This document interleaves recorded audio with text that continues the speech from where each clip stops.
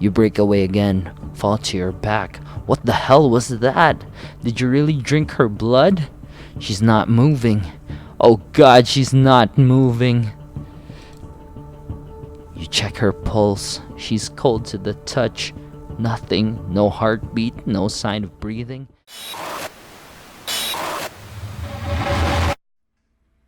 What is up, YouTube? It's your boy Solo Milbro, and today we're gonna be taking a first impressions look on Vampire the Masquerade, Coteries of New York. So as far as I know, this is a text-based game, and that's all I know about this game. I know a little bit about Vampire the Masquerade, but not just only surface level stuff. So I'm interested to see what this game has to offer. So let's dive right into it. Alright, so we can choose our clan. So we can choose the Bruja clan. The rebel against power and rage against authority. A seemingly insignificant man with significant ideas will join their ranks tonight. Alright, so the Ventru is aristocratic blue bloods embody wealth, sovereignty, whatever, and control. A top level corporate executive will join their ranks tonight. Alright, Toreador. The divas seek thrills of art, romance, and cruelty amid stagnant death. Who speaks to me the most? Right, I feel like this guy. He's like had a phase where I had dreadlocks, and it's almost close, you know. Yeah, I feel like if this were Magic the Gathering, he'd be Rakdos, right? Because like the art and everything. Or if this was 40k, he'd be like a Slanesh cultist or whatever. So I feel like this guy definitely, if this was 40k, this guy would probably be like a Cornate person, and this would be Zinj. So let's go with Slanesh Lamar. Alright, let's just go with our channel name. Can't fit. Alright, Jake. You know, such a vampire appropriate name, you know. New York taught me to believe in fate. Had you asked me about fate? Oh, it's too fast. Back when I was human, I would have told you it's just superstitious bullshit, that we're all designers of our own destinies. That belief shattered when the richest woman in the United States, the actual richest one, not a face you could have seen in the papers, of course, sank her teeth deep into my neck. Ooh. It happened in the very same place you're standing in right now, by the way.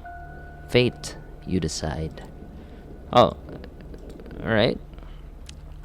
Please, there's absolutely no need to be hostile. Just listen for a little longer. You see, my mistake was, I flew too close to the sun. It makes sense that my punishment was to never see its glow again. I was incandescent myself. I was hot shit. I had it all. Money, looks, confidence, connections, men, women, a career, and a spark in the eye. The one you need to be born with. And that's when someone far more powerful than me saw my radiance and thought, that won't do. She robbed me of the light erupting from within me and gave me a subtle, enduring gleam in its place. She decided it would fit me much better. She was a ninth generation kindred, just like you, an apex predator. She probably enjoyed me, a peak of human excellence, my real place in the food chain. Oh, she probably enjoyed showing me. Alright. It's such an eyesore when you look at some loudmouth braggart and see them for all they really are. The temptation to teach them a lesson can be unbearable, right? Well, my sire's lesson was about fate. A message saying, you're eternally doomed to being at the mercy of your sovereigns. It almost drove me to destroy myself. What saved me was the ability to reinterpret her teachings. Hers wasn't a message of doom. It was a message of hope. Fate exists. Anyone can shape it if given the right tools. My sire didn't believe my tools were fitting for the job. She considered them toys and me just her amusing subject. You had sex, didn't you? Well, she's deader than dead now, and I'm still here, standing right where she stood when we first met. You might have wondered how I've learned about your arrival to JFK Airport. Don't people just say JFK? My answer is, of course, destiny. As luck would have it, today happened to be a day some of my associates were inspecting the coffins. Driving you here straight from the plane and having you wake up in such an unfamiliar place was a little desperate, and I do apologize for it. But it is so rare for you to visit New York. 3 times in the last 15 years, was it? And you're never eager to inform me you're here.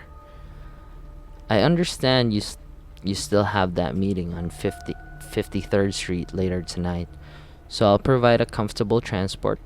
I value our relationship very much, don't get that wrong. But it is precisely because I value that I'm going to ask you to repay the favor you owe me. You're the only one I trust to do the job well, and without attracting attention. You might think I'm crazy asking you to breach the rules of our society like this. You might think you won't get away with it unpunished. But this is New York, and I don't know about other cities, but in this one, fate really exists. And right now, it's smiling in your favor. This is how it begins. You stifle a yawn. It's been a slow evening. The little bit of red liquid left in your glass and the crumbs on the plate remind you that, if nothing else, these art exhibitions at least come with some decent wine and legit catering. And yet, it's fun to talk about your work on display, even if you end up discussing it with pretty much the same people at each such occasion. You've already met that one critic who keeps telling you, with self-assured authority, how you should pursue a different artistic avenue.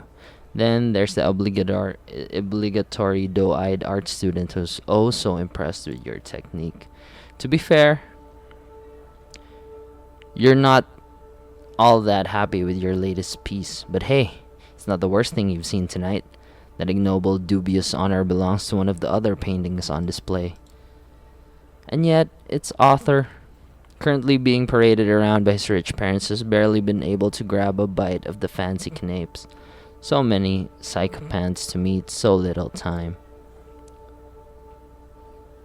For a moment, you think that maybe it's not worth it. Maybe you should take the critic's advice, cut your losses, sell out to some corporation, and get it over with. And as if the universe wanted to validate that train of thought, that's the exact moment your sister Emma decides to pop up in your view. So, let me get this straight. Cushy corporate jobs are selling out, but supporting a billionaire's vanity project is totally fine with you? Hi, Em. You absolutely despise her as an artist. While you're struggling to uphold some nebulous ideals of what art is meant to be, she's perfecting her ways of mooching off the system, shamelessly preying on little-known street art and niche internet memes. She packages them as bourgeois-friendly collages. So it's perhaps no wonder the NYT has recently dubbed her a mind-blowing explorer of digital art's extreme possibilities.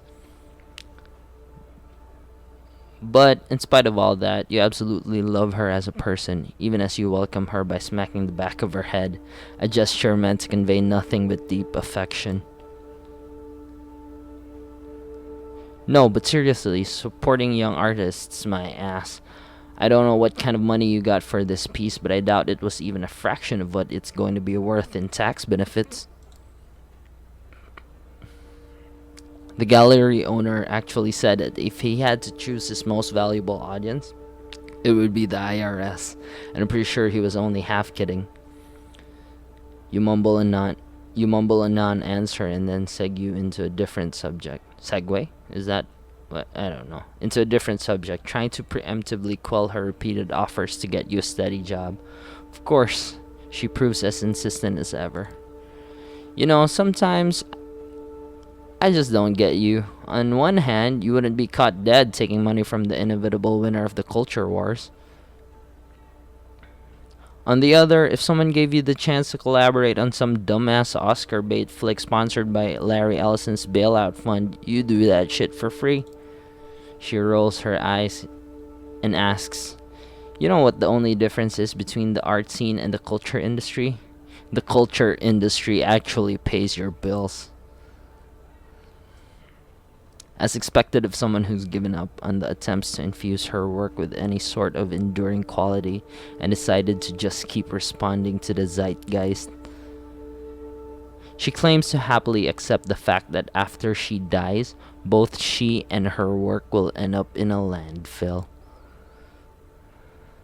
When you respond that you prefer chasing a 1 in a million chance to immortalize yourself, she claims it reeks of an overinflated ego. But you've been down this road too many times before and managed to accept she'll never understand what's truly important to you. Slowly but surely, you move on to more agreeable topics. Your plans to finally get hammered together, or the most recent crop of garbage Netflix shows your friends have tricked you into trying out. Alright, gotta go. I've got a date. She peeks at a bunch of middle-aged men in expensive suits who have stopped pretending to care about the exhibition and are exchanging the worst lecherous jokes they've got in their stale repertoire. Have fun with your friends, class traitor. She gives you a hug and heads for a nearby elevator. There goes the pleasant part of the evening. Still, you decide to delay the inevitable and catch a quick smoke break. Truth be told, people aren't exactly lining up to chat about your work anyway. As you leave your post, you start tapping your pockets in search of a lighter. Instead, you find a $100 bill you're absolutely sure wasn't there before. Jesus Christ, Em, you're the worst and the best. You can feel your cheeks turn red, but you gratefully put the money in your wallet and move outside. When you reach the balcony, you look out at a New York City and light the second last cigarette left in your pack. You're alone. It's not silent. The metropolitan hum is ever present, even this high up, but it's a good deal more intimate than what's behind your back. You lean over the railing and look down. The street lights beckon more than usual. In your mind's eye, you see yourself as a final artwork, beautifully splattered all over the pavement. Working title: Delusion of Grandeur, the author. A brilliant artistic soul crushed by unfeeling reality, gone too soon. You chuckle as you flick the cigarette into the air. Freshened up by the night's cool breeze, you squeeze back into the stuffy interior. You barely make it a few steps before lethargy sets back in. It's like you never left. Still, something in the room feels different. Your eyes are drawn to a handsome young man, neatly dressed and groomed, exuding the air of a true artiste. And the best part, he's intently looking at your painting. The gallery is almost like an art installation itself. Now, people standing in silent awe, the guy like a beacon drawing everybody's attention. Hushed conversations about the guest can be heard from every corner of the gallery. Your heart is pounding with excitement, and you approach, feeling like a kid trying to get close to a deer in the woods, but afraid you'll scare it away. The man turns to you. You stop in your tracks, entranced. "So, this is one of your pieces." You manage to mumble an affirmation. "Tell me about it, please." As you start discussing your inspiration, technique, and process, the man's eyes lock onto the painting again. He keeps interjecting, making knowing remarks. This guy gets it. He really gets it. The world around you disappears. You'll say anything, do anything to keep his attention on you, but you realize you don't need to. He's into your art. He's into you. I want to buy it, and I want your company. I need to talk to you. You will like what I have to say. Spoken matter-of-factly, served straight up, like he knows that you won't refuse, that you can't refuse. An hour later, you find yourself at his apartment, one of many, you presume, with your self-esteem all but patched up and your head full of fine vintage. You tell your host a lot. In fact, it seems like you're telling him everything. Where you came from, how you ended up in New York, how you had to take out a loan to appear at tonight's event, how you took the long look down the balcony, that you thought about taking the plunge, and this time you were only half joking. You feel miserable. You start crying. He holds you in his arms. You feel calmer. The tears stop flowing. It's been so long since you last had someone you could not just talk to, but communicate with, be seen by. Who knows? Maybe there is hope for you yet. That feeling of bliss is the last thing you remember before passing out. Next thing you know, you're lying on the couch in the same apartment, hungry and dehydrated. How long has it been? Hours? Days? More? You're feeling weak, confused, abandoned. You look around in a panic. Is he still here? Thank God. Yes, there he is, standing in the doorway. His voice breaks the silence and fills you with hope until you realize what he's saying. I am so sorry. I hope that maybe one night you will forgive me. Always remember that in our parting moment, I wished you well. You try to speak and ask him to stay, but no voice leaves your parched throat. You taste something on your lips. Wiping your mouth leaves a crimson stain in your hand. It's not the wine. What the fuck? The door of the apartment closes behind him. Alone. Again. The pain hits. It's a headache lurching in your stomach, a burning in your arms and legs. It's all you can focus on. A panic takes you. You fall from the sofa and hit the wine glass. It flies off into a wall, shattering into bits. A mumble from the corner of the room indicates that you're not as alone as you thought. From where you were lying, you only see a feminine shape, stirring awake. You crawl towards the woman. Inch by inch, the pain turns into an urge. You need to get close to her. You begin to see the details, the long hair shrouding her face, the worn-out NYU hoodie thrown over her skimpy peach-colored dress. She opens her eyes, moves her locks to the side, exposes her neck. A rabid instinct takes you. In the blink of an eye, you find yourself buried in her hair, smelling her sweat, mixed with just a hint of cheap perfume. You bite down and drink the blood from her vein. Wait. What's happening? You break away. You look at the girl. She lets out a sigh, goes limp, and unconscious again. You try to crawl back, her dress rolled up to the side, and you glance at her naked thigh. You lose control again. Bite her leg. Drink deep from the artery. It's intoxicating. It's bliss like you've never known before. It's beautiful. You break away again, fall to your back. What the hell was that? Did you really drink her blood? She's not moving. Oh God, she's not moving. You check her pulse. She's cold to the touch. Nothing, no heartbeat, no sign of breathing. That's when it hits you. Your chest isn't moving either. Your heart is not beating. You're cold to the touch. You reach for your phone. It's not there. Where did you leave it? Or maybe he took it. Impossible to say. You stumble around the apartment but find nothing you can use to call for help. You need to get out of here now. You look outside the window. You're high above the streets. There's no balcony, and the building's exterior is glass almost all the way down. You'd never survive the jump. But maybe that's precisely why you should leave the room this way. You've just killed somebody. Your life is essentially over. A sickening void is opening in your stomach, warning you that your reality is about to turn into unbearable hell. A voice in the back of your head tells you that the smartest course of action is to take the leap before it does. And the more you argue with it, the more reasonable it sounds. You're just about ready to pick up one of the chairs and try to break the window when you hear a clicking of the keys in the lock. You freeze in place. This is bad.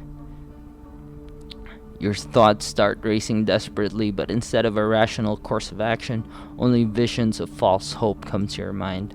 What if it's him? What if he's had a change of heart? What if he sent someone for me? You almost feel your heart beat again with excitement as the doors open, almost, but not quite. A man enters, but not the one you expected.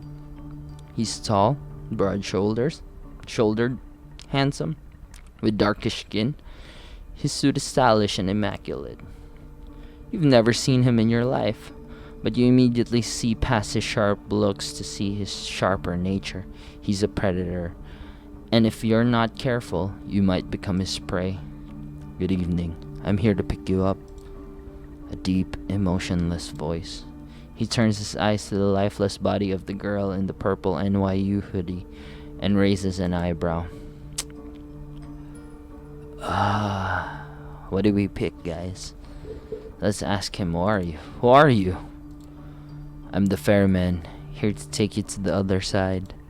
He approaches the bed to examine the corpse from up close. Well, this is unfortunate, but preferable to going insane from hunger. Quite a nice gesture, actually, if troublesome. He briefly looks at you with something like pity in his eyes, then changes his expression to a perfectly blank one. Listen, you may perceive your current situation as something out of the ordinary, but I've met hundreds of lost sheep like you, and you see, they tended to fall into two categories. First, they were the smart ones, those who carefully obeyed my every word and didn't pull off any stupid stunts. They always got where they needed to go, safe and sound. Then there were the dumb ones. The punks who thought they could take me on. The wise guys who tried to contact somebody secretly without permission. And the troublemakers who tried to run off or make a scene. None of them got to their destination in one piece. In fact, a lot of them never reached their destination at all. The man talks in a bored, professional tone, giving off an impression that he really has delivered this speech countless times by now. So you see, despite being a smart person, I'm a Mets fan. I love baseball, and it inspired me to come up with a 3-strike system to determine if someone is dumb. If you get on my nerves 1 or 2 times, well, I understand. Not all of us perform well in stressful circumstances. But if you do it 3 times, understand that there will be no excuse, no forgiveness, no mercy. His presence changes ever so slightly. Say, I understand, sir, now. You feel an overwhelming, barely irresistible urge to fulfill his demand. Alright, are we gonna be like, you know what, fuck you, sir? Well, with all due respect, go fuck yourself, sir. For some reason, cursing him turns out to be so physically straining that your voice comes off as comical. The stranger chuckles. First strike and watch your language, whelp, or else. Alright, have you got anyone you'd like to inform about your current situation and tell them you're alright? He flashes his fangs briefly as he talks, and for some reason, the sight causes a chill to run down your spine. Something's wrong with him. So the game is telling us that we can't fuck with this guy, basically. So I'm not gonna. Someone closest to you? Should we? Yeah, my sister. I'm just gonna be honest with this guy. Emma, my sister. She's probably having a night out in Brooklyn with her artiste friends. Can I call her now? You take out your phone while asking the question. He shakes his head and points at the hooded corpse next to him. If you want to implicate her, go ahead. I think we'd all be better off if you let me make sure that she only knows what she needs to know. Yeah, agreed. Give me her phone number. I'll have someone get in touch with her. You oblige and hand him your smartphone so he can copy the number from your list of contacts. Thank you. This will be useful in illustrating my next point. Instead of giving back your phone, the man hides it in his pocket. From this night onwards, you are subject to different laws than the ones you grew up with. You'll be watched by many eyes to ensure these laws are respected. You're forbidden from letting anyone know you're still alive. You're forbidden from showing your face anywhere they know you. If anyone comes to search for you, it's over, both for you and them. He interrupts his monotone recitation to stare deep into your eyes. So if you don't want someone to find your poor sister's body in the Hudson River next week, cooperate. The sight of his fangs again, and another physical fight or flight response. You've played right into his hands, putting Em in danger. I can only hope that you care for her enough not to do anything selfish. By now you are absolutely sure he's just toying with you, provoking you just to feed on your reactions. He hasn't told you where you're going yet, but he's already made it abundantly clear that a lot of people have struggled hard to avoid getting there. You'd be far more eager to cooperate if he ever raised the subject, but he made it a point to make you fear the unknown. He's pushing you, but to what end? Does he want to intimidate you into complete submission? Is he hoping you give him an excuse to get rid of you? Or maybe he's testing you, forcing you to show what you're made of. Somehow he makes all of these options seem plausible at once. Alright, I think that's enough lectures for today. He takes a glance at his silver watch. It's a Patek Philippe, the kind of brand mere mortals never see outside of luxury lifestyle magazines. Just who are you dealing with here? It's past 3 a.m. now. The sun will come up in just a few hours, so we don't have much time. Come, we need to leave so that the corpse can be taken care of. He turns his back on you to unlock the door. Okay, we'll just follow him. Okay. You obediently follow him out of the room before he locks it again. You manage to take a final glimpse of the corpse. You feel a pang of conscience. But not because of your victim's horrible fate. It's because you don't feel guilty, even though you know you should. Something important inside of you that was still there yesterday has definitely died tonight. You wonder if you'd even recognize yourself in the mirror. The stranger shows you to the elevator. You go to the ground floor. During an awkward ride, your dazed and confused mind desperately searches for a glimmer of hope, and eventually comes across this one. Maybe you'll find the man you met earlier this night. What did that man do to me? That's what I'd like to know. As of yet, he is unidentified. They have left no trace, and it's obvious they're not planning to come back for you.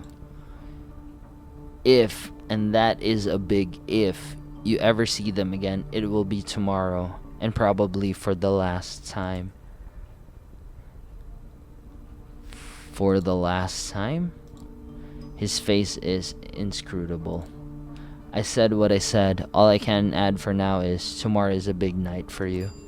The elevator door opens to an empty hall. You walk outside, past the night's guard's post, which is empty.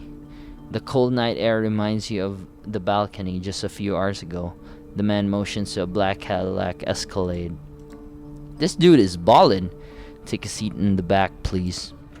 You get inside. The man closes the door behind you. You hear a click as it locks. The Cadillac is almost entirely dark. The side windows seem light-proof. The man gets into the driver's seat, starts the engine, and drives away without comment. I feel horrible. As you should. He gives you that little side glance in the rear view mirror and bites his lip. Forgive me, I'm not in a talkative mood. This won't be a long drive. Patience. Dead silence fills the car. You close your eyelids and sink back into your thoughts. A blurry after image of the man who bought your painting is still there. It's strange. You never felt this way about anybody. It makes you happy, even though you have the nagging thought that there's something fundamentally abusive about this attraction. But then the girl's hair spilled over the purple hoodie, and her blood spilled over the cold floor. Come into sharp focus. You wince. You want to cry, but it's as if there were no more tears left in you. After what feels like an eternity, the car comes to a stop. You get out in an underground parking lot. It's an ugly concrete gray thing, empty but for the car you came in. It looks like there's a room beyond the metal door in the wall. Guess you'll live to see another night. Follow me. He opens the metal door and lets you inside. Here we are, your lodgings for the night. If you get hungry again, take a look in the fridge. Tomorrow, I'll come by to pick you up. The cramped room has no windows, just a simple bed, a single light bulb hanging from the ceiling, a small humming fridge, and a rattling AC fan in the wall. It has all the coziness of a solitary prison cell. You notice claw marks on the inner side of the entrance door. I need medical help. I can't feel myself breathing. I can't sense my heartbeat. I need to go to a hospital, man. You're gonna be fine. Listen, normally I'd lose my nerve right about now and things would get nasty, but I get it. You're scared. You don't understand what happened. Trust me, you will learn more tomorrow. But now I need you to rest, and you need you to rest. Okay. And you need you to rest. He gestures inside the room. Finding no more willpower to resist, you step inside. The stranger nods contentedly. Good night. He locks the door behind you. It looks very secure and sturdy. You open the fridge. There's a single plastic bag there, filled with red liquid, unlabeled. Tomato soup? You feel sick to your stomach. Best leave it for now. You lie down on the bed. It's a simple mattress on a metal frame, kind of grimy and damp. Seeing it makes you grimace, but you're just too tired not to lie down. Your entire body hurts, a dull feeling that makes you feel heavy. You feel vulnerable and lonely. Usually, when that happened, you'd turn your attention to painting, just to not think about the alternative. Your family upbringing left you with no skills but artistic talent. Creating art used to be something of an unpleasant duty. Somewhere along the line, though, it became the only weapon you had to fight with existential despair. Some of your best work was created in lieu of impotently crying in bed. This is sad. Hell, you're pretty sure a few of those pieces had your tears mixed in with the paint, like the painting that led your whole night to this. You look back at your life and it starts looking like a downward spiral. You're so tired, your entire body tenses up, and before you know it, you drift away into oblivion. You wake up. Alright, guys and gals, that will be all the time that we have for now. If you made it this far, then thank you so much for watching the video. Please leave a like, comment, and subscribe. It would really help me out. And if you want to see more of this game, then leave a comment and tell me that you want to see more of this game. And if you think that my voice acting attempt was fucking ridiculously funny or pathetic, either or, leave a like. And this has been Solo Milbro. I'll see you guys next time. Deuces.